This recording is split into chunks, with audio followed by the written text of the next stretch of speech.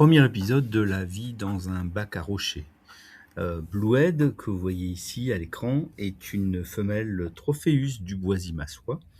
Et chaque dubois-massois est différent des autres, et donc c'est ce qui permet de la reconnaître. Alors qu'est-ce qu'elle fait dans ce trou?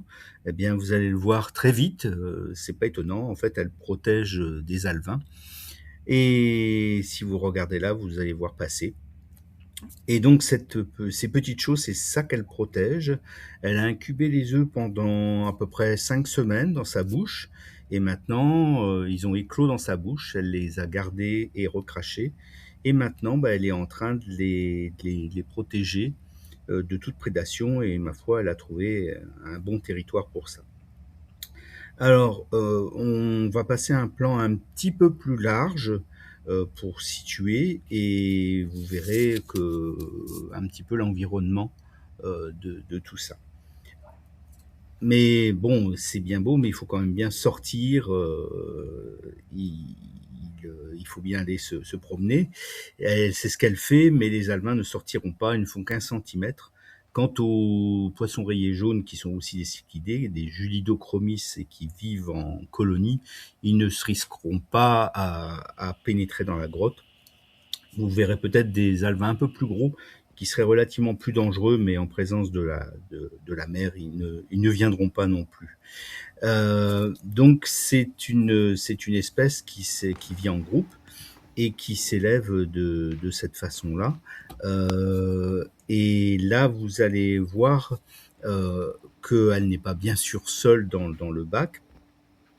Et vous allez voir une autre voisine de Bluehead que j'ai surnommée Babette.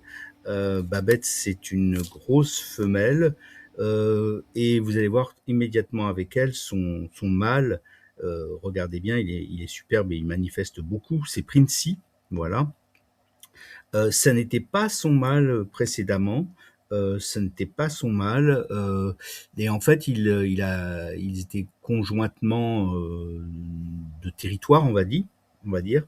Et ils ne s'agressaient pas. Et finalement, là, depuis quelque temps, elle se reproduit avec ce mâle-là. Vous allez voir à l'arrière-plan l'ancien mâle de Babette. Donc en les observant, on arrive à les reconnaître à peu près. Mais maintenant, elle se reproduit avec Princey. Princey qui est un des deux mâles dominants du bac, l'autre étant Ducky.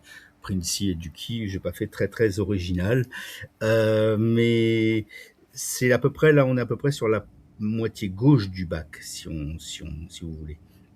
Alors les autres poissons, ils naviguent comme ils peuvent dans le territoire, et notamment vous allez voir ici Fran. Je pense que Fran est une jeune femelle. Vous voyez qu'elle se tient entre deux eaux, sans trop bouger, sans chercher à brouter, parce que ce sont des brouteurs d'algues. Elle se permet un petit coup de dent sur les carreaux, mais c'est tout. Elle reste immobile. J'aurais tendance à penser qu'elle essaye de se faire accepter, trouver une petite place, mais dans un bac avec une telle promiscuité, c'est pas facile. Elle ne bouge pas. On voit des poissons dominés qui passent au-dessus, et là, ça pose pas de problème. Elle reste un peu trop bas, et vous allez voir qu'elle se fait finalement chasser par Princey, pas très violemment. Ce qui nous permet de voir une autre femelle à l'arrière-plan. On est sur la moitié droite du bac, qui a une bande large, très large par rapport aux autres, et je la surnomme de façon originale Jaune. Jaune, elle broute avec le mâle, l'autre dominant de droite, qui s'appelle donc Ducky. Et elle a de la chance qu'une autre femelle qui tient le territoire ne soit pas là pour le moment. Enfin bon, il se débrouille, c'est jamais très violent, mais c'est vraiment des choses très fines, voilà. Le prochain épisode, ce sera ce jeune subadulte que j'appelle timide. Vous verrez pourquoi, et on verrait pourquoi quelle est la vie des subadultes dans le bac à rocher Trophéus.